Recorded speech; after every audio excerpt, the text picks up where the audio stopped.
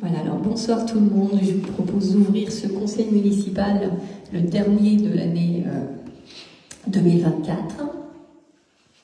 Alors, on a plusieurs pouvoirs. Aldo Carbonari à Bénédicte Guillaumin, Prazer Ribeiro à Alfio Penisi, Nathalie Goua à Didier Perrin, Sandrine Moutin, Johan Salas-Damas et Gérard Fay, Annie Pontieux. On a besoin, s'il vous plaît, d'un secrétaire de séance ou d'une secrétaire. Didier, merci Didier de te désigner.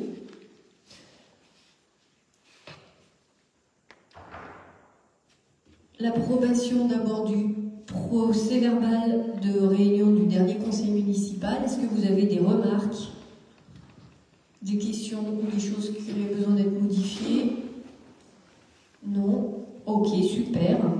Donc, pour le voter, s'il vous plaît, qui s'abstient? Personne. Qui est contre? Personne. Eh bien, le procès-verbal est validé. À l'ordre du jour, nous commencerons par Alfio Penisi qui nous fera état des rapports d'activité de Grenoble-Alpes Métropole. Ensuite, nous aurons, concernant les finances publiques, 2 décisions modificatives. Nous avons ensuite 3 points concernant les ressources humaines, la mise en place d'une charte du télétravail, une modification du RIF7 et la mise en place des indemnités spéciales de fonction et d'engagement pour la police municipale. Concernant l'aménagement du territoire, nous avons 3 délibérations, une convention de travaux avec la CISI pour l'année 2025, comme tous les enseignants qui nous la proposent, une autorisation donnée au maire pour une déclaration de préalable de clôture, AMI, et une cession de biens mobiliers, la vente du camion Ben, c'est pas saison 4, épisode 8 celui-là, avec Alfio. Et nous terminerons par un vœu que nous déposerons pour la métro. Alors Alfio, je vais te passer la parole pour les rapports d'activité de Grenoble Métropole. Oui, bonsoir. Alors du coup, on va entamer ce conseil avec les rapports d'activité de la Grenoble-Alpes Métropole. Ce que je vais faire, je vais commencer par le rapport d'activité et je continuerai après sur une synthèse sur l'eau, les déchets et l'assainissement.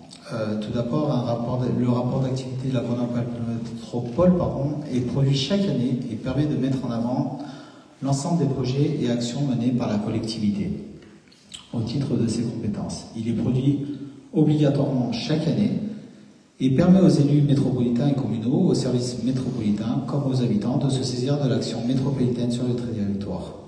Ce document démontre également la volonté de transparence de la collectivité. Il retrace les bilans des actions menées par la politique ainsi que leur impact. Alors ce rapport fait à peu près 300 pages, assez complet. Je vais vous énumérer une synthèse, surtout sur les points évoqués sur ce rapport d'activité. Du coup, il y a 8 points, 8 chapitres.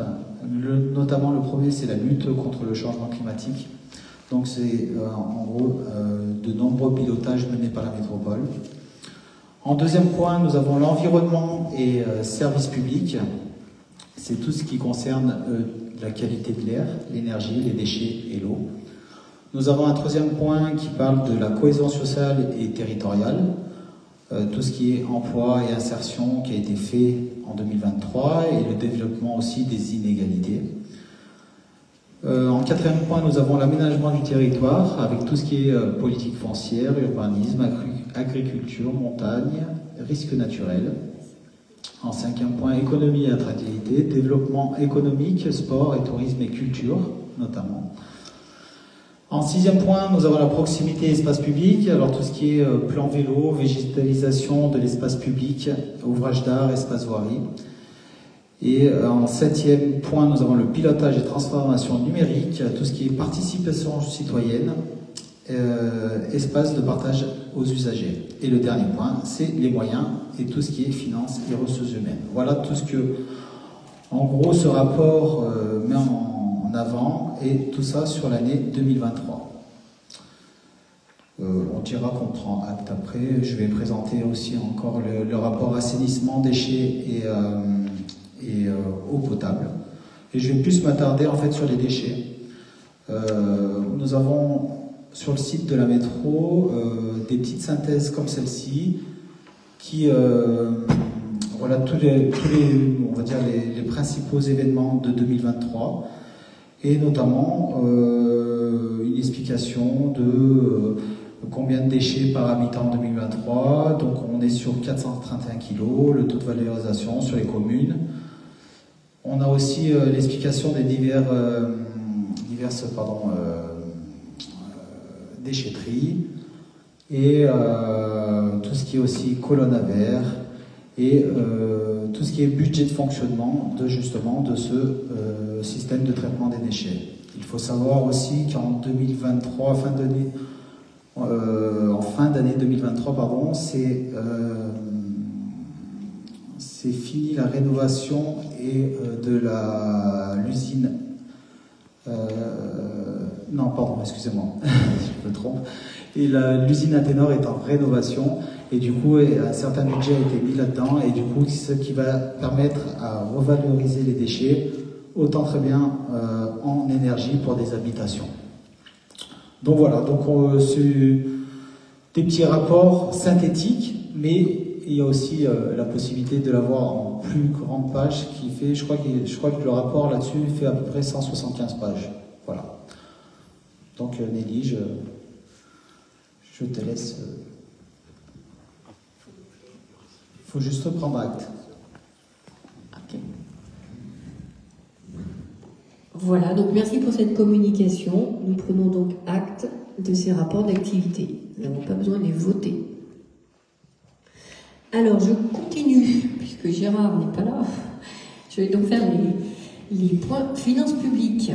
Avec un premier point, c'est une décision modificative numéro 3 au budget communal 2024, une ouverture de crédit. Alors, on est sur la fin de l'année, donc évidemment, on est obligé de tirer un peu 2 ou 3 trucs à droite et à gauche. Donc, il y a des dépenses qui étaient imprévues au budget primitif qui ont lieu en cours d'année au chapitre 11 charges à caractère général. Il s'agit notamment d'une forte régularisation de la part du fournisseur d'électricité sur un trop perçu qui a lieu en 2023 au titre de l'amortisseur électricité, de montants liés au contrôle de sécurité incendie et de prestations d'espaces verts externalisés. Donc cette dépense supplémentaire va s'équilibrer par des recettes fiscales perçues au-dessus de la prévision au chapitre 731 fiscalité locale. Donc vous avez un petit tableau qui explique tout ça, plus d'un côté, plus de l'autre. Donc je vous propose d'adopter les ouvertures de crédit exposées ci-dessus. Est-ce que vous avez des questions? Non. Ah oui, budget politique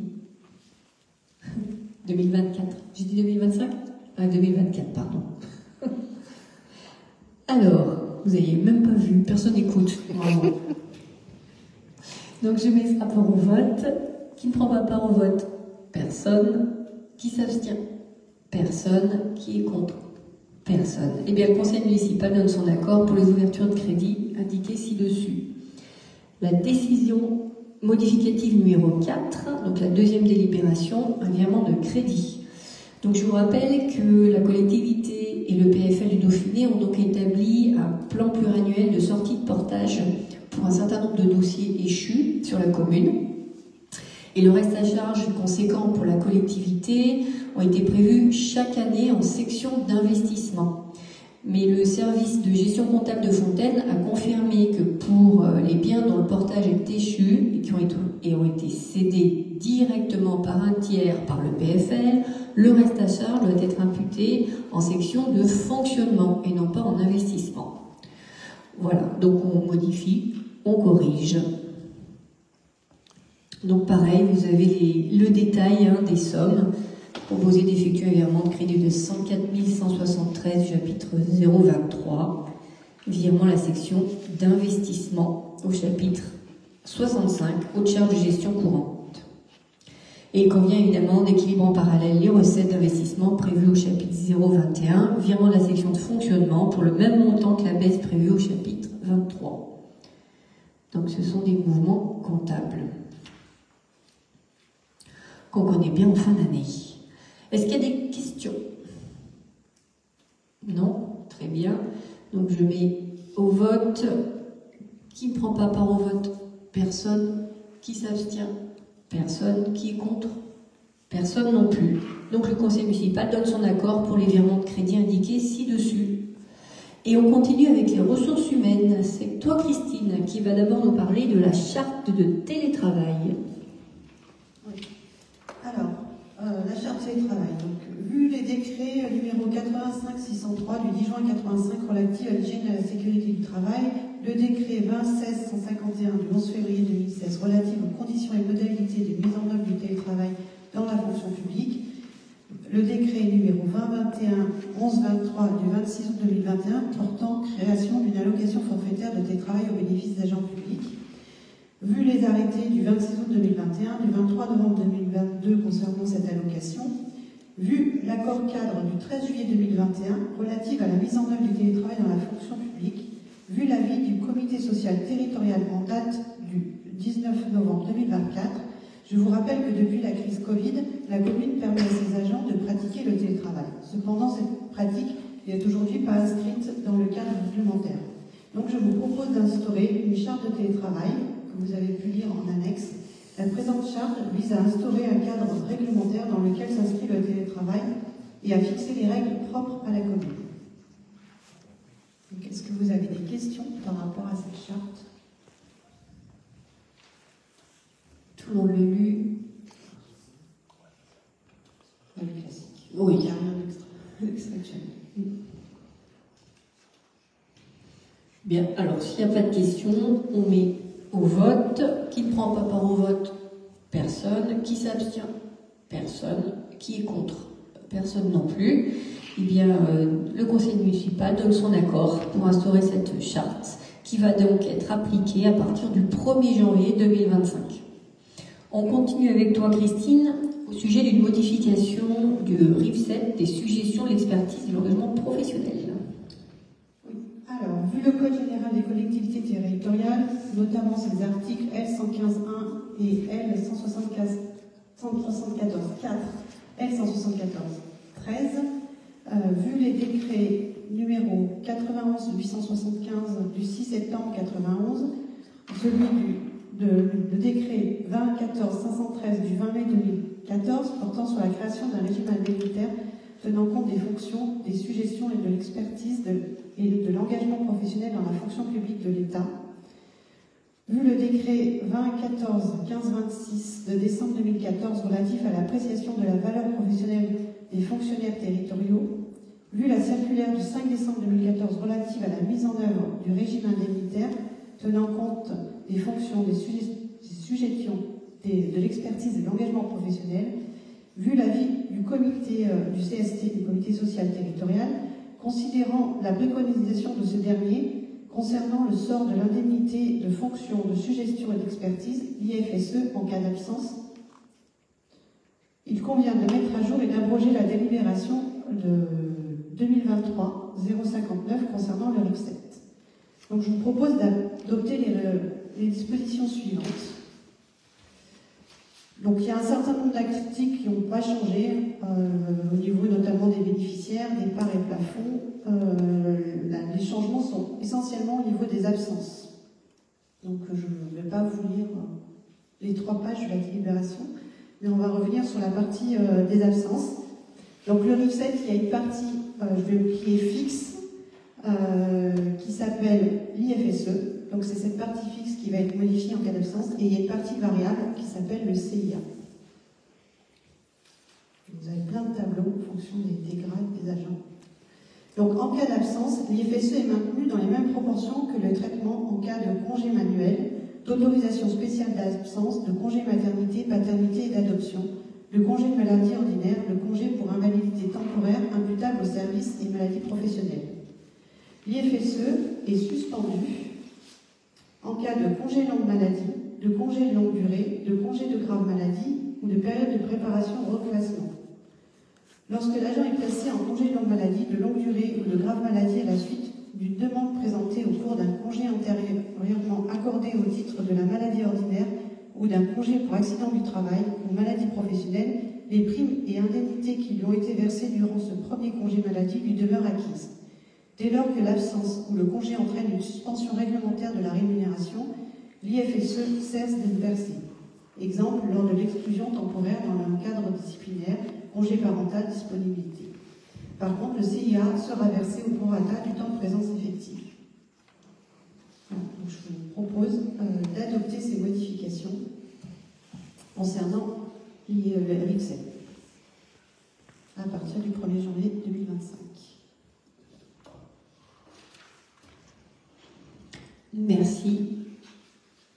Merci Christine. C'est sûr que les collectivités, c'est quand même très réglementé et très technique. Est-ce que vous avez des questions? Non? Alors je vous propose de voter. Qui ne prend pas part au vote? Personne. Est-ce que quelqu'un s'abstient? Non. Quelqu'un est contre? Non plus. Eh bien, le conseil municipal adopte les modifications du régime indemnitaire tenant compte des fonctions, suggestions, de l'expertise et de l'engagement professionnel proposés ci-dessus à partir aussi du 1er janvier 2025. Je continue cette fois-ci au sujet de la mise en place de l'indemnité spéciale de fonction et d'engagement pour la police municipale. Alors, les fonctions de policier municipal ne sont pas soumises de la même façon au RIF7, c'est un régime à côté, et ce régime est modifié depuis le décret 2024-614. Il appartient à l'Assemblée délibérante de fixer donc une indemnité spéciale de fonction et d'engagement qui va être composée d'une part fixe et d'une part variable pour les agents de la fourrière de police municipale, relevant des cadres d'emploi, des directeurs de police municipale, des chefs de service police municipale, des agents de police municipale et des gardes champêtres. Alors chez nous, on est concerné uniquement pour l'agent de police municipale. Donc cette modification, considérant la non-éligibilité des agents relevant du cadre d'emploi des agents de police municipale au RIF7, il convient donc de préciser un certain nombre de modalités d'attribution du régime indemnitaire de ces agents. Donc, je ne vais pas vous lire toute la délibération, mais globalement, c'est quand même un petit peu plus intéressant pour nos policiers municipaux, et notamment en cas de congé maladie. Est-ce que vous avez des questions? Non? Très bien. Alors, est-il... on recommence. Le vote au rapport. Qui ne prend pas part au vote? Personne. Qui s'abstient? Personne. Qui est contre?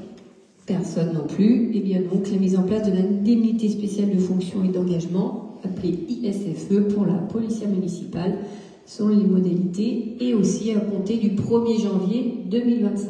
Il va y avoir plein de changements en janvier. Travaux maintenant. Annie, est-ce que tu as un micro? Oui. Parle-nous de la CISI. Alors, bonsoir. Je vous rappelle donc une convention de travaux pour 2025 avec la CISI. Donc, c'est une association, c'est un chantier d'insertion Sud-Isère qui s'appelle CISI, qui collabore, nous collaborons depuis longue date avec eux pour faire effectuer des travaux, de divers travaux, débroussaillage, élagage, abattage, entretien de rives, cours d'eau, etc., avec un travail de qualité. Donc nous soutenons aussi, il est important de soutenir l'insertion par l'activité économique, telle que réalisée par la CISI dans le cadre de ces chantiers d'insertion. Donc je vous propose de renouveler cette convention pour 2025, telle qu'annexée à la présente délibération, avec un nombre de 25 jours d'intervention. Ce nombre pourra être complété par un an en cas de nécessité. Le coût journalier d'intervention est de 580 € en 2025, soit une augmentation de 30 € par jour, ce qui reste raisonnable au vu des tarifs de ce secteur. Je propose d'autoriser Madame le maire à signer la convention de travaux dans le cadre d'un programme de chantier d'insertion proposé par la CISI, et les crédits seront inscrits au budget 2025 et la convention est annexée à cette délibération. Merci Annie. Est-ce qu'il y a des questions? Non. Donc nous pouvons voter. Qui ne prend pas part au vote? Personne. Qui s'abstient? Personne. Qui est contre? Personne non plus. Et bien voilà, l'accord est donné pour que je puisse signer cette convention Tu continues avec une déclaration préalable pour l'installation d'une clôture dans la cour des ateliers techniques. C'est ça. Alors, la commune souhaite implanter une clôture dans la cour des ateliers techniques au 94 impasse des Clairons sur la parcelle cadastrée A0184. Ce projet nécessite le dépôt d'une demande de déclaration préalable et l'obtention d'une autorisation correspondante. Donc je propose d'autoriser le maire à déposer une demande de déclaration préalable pour le projet décrit ci-dessus et à signer tout document relatif à la réalisation de cette opération. Merci Annie, une délire pour une clôture. C'est ça l'administration. C'est ça. C'est ça. Je signe l'autorisation moi-même de l'autoriser de moi-même. Bref, qui ne prendra pas en vote? Personne. Qui s'abstient? Personne qui est contre? Super, je pourrais signer moi-même l'autorisation de moi-même. On n'est jamais aussi bien servi que ça. On continue avec, l'épisode 8 de la saison 4, la vente du camion Ben Mitsubishi, avec Alfio. Oui. Donc, quand on dit administration, bien sûr. Il y a une modification à faire sur la délibération que nous avons fait au dernier conseil municipal concernant justement le camion Ben Mitsubishi. Considérant les échanges avec le service de gestion comptable de Fontaine qui ont mis en lumière la nécessité d'actualiser le montant de la valeur nette comptable du camion cédé à hauteur de 37 339,72 €. Je ne sais pas si vous voulez qu'on revienne sur cette délib, mais concrètement, le Mitsubishi a été vendu et renouvelé par un nouveau camion critère 1, sachant que le critère 2 devait prendre fin en juillet 2025, mais la métropole a prolongé cette fin d'interdiction à juillet 2028. Donc je propose d'abroger la délibération 20-24-054 en date du 4 novembre 2024 et d'autoriser Madame le maire à signer l'acte de vente correspondant. Merci. Y a-t-il des questions? Non, nous pouvons le voter. Qui ne prend pas part au vote? Personne. Qui s'abstient? Personne. Qui est contre? Personne. Bon, écoute, normalement ça devrait être bon, hein? On pourra peut-être le signer. Alors, on continue, on a terminé l'essentiel des délibérations qu'on avait ce soir. On continue cette fois-ci avec un vœu. Donc c'est toi, Alfio, qui va nous le présenter. Oui, tout à fait. C'est un vœu que je présente pour justement une meilleure représentativité des communes à la Grenoble-Alpes Métropole.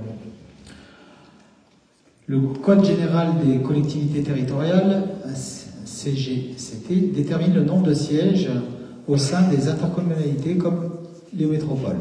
Au sein de la Grenoble-Alpes Métropole, il est fixé un nombre, en temps normal, de 80 conseillers métropolitains au prorata de nombre d'habitants, auxquels ont été ajoutés 30 sièges pour les communes n'ayant pas obtenu de siège à la représentation proportionnelle. Donc un élu par commune périphérique de moins de 5000 habitants. Le législateur permet également une meilleure représentativité des citoyens, l'ajout des sièges supplémentaires dans la limite de 10% des sièges de droit commun.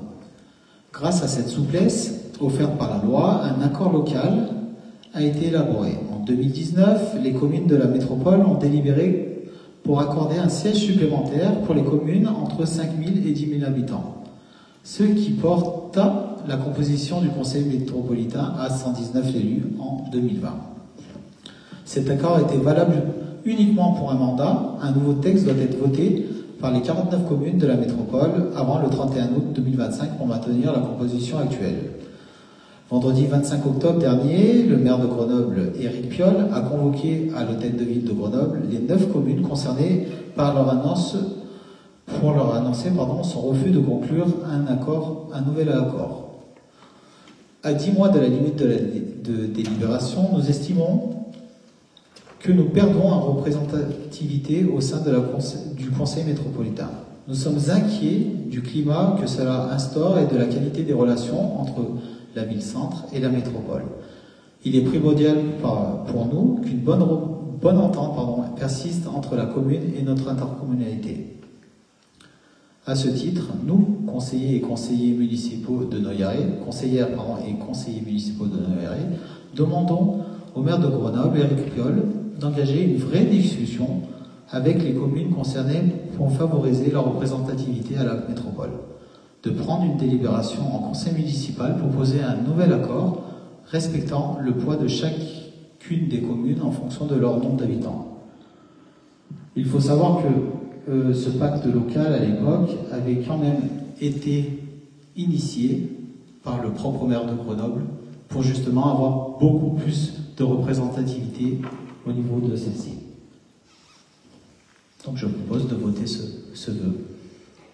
Merci Alfio. Alors nous allons donc voter ce vœu. Est-ce qu'il y a des personnes qui ne prennent pas part au vote? Non. Des personnes qui s'abstiennent? Non plus.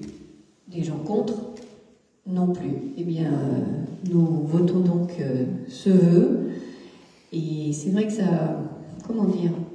On sent qu'il y a un petit peu trop de rapport de force dans ces fonctionnements-là.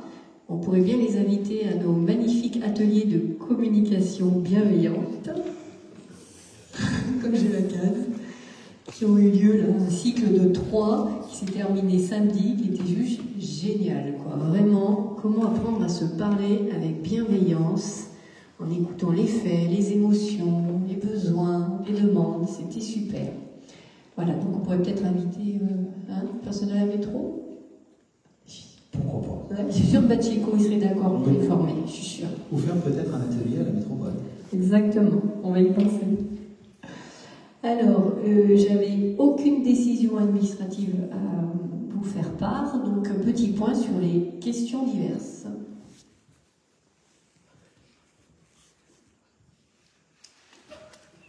Pas de questions.